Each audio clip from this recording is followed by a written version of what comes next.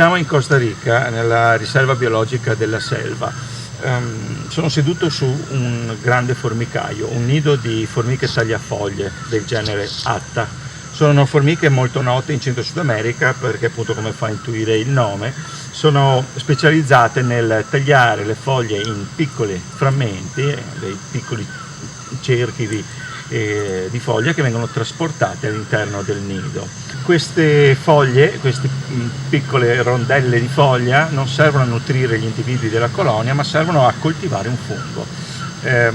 Qua sotto infatti c'è una camera che serve proprio a far crescere una specie particolare di fungo che cresce solamente all'interno dei nidi di queste formiche, quindi è una sorta di simbiosi obbligata. Le formiche trasportano queste foglie per nutrire il fungo, dopodiché utilizzeranno il fungo per nutrire le larve. La simbiosi delle formiche tagliafoglie è una delle più affascinanti. Pensate che senza fungo queste formiche non esisterebbero, e viceversa.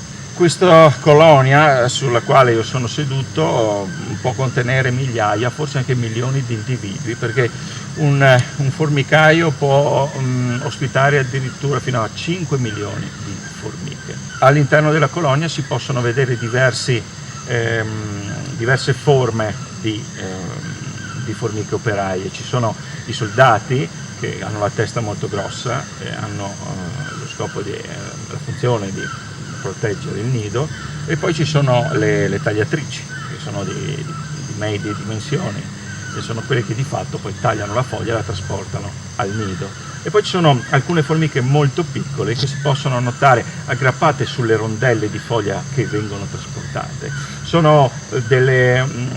Appartengono a una casta particolare, sono dei controllori, servono per evitare che si appoggino dei parassiti e che si facciano trasportare all'interno della colonia. Ovviamente non si vedono le regine, anche perché in una colonia come questa c'è una regina che viene ben protetta dal resto degli individui.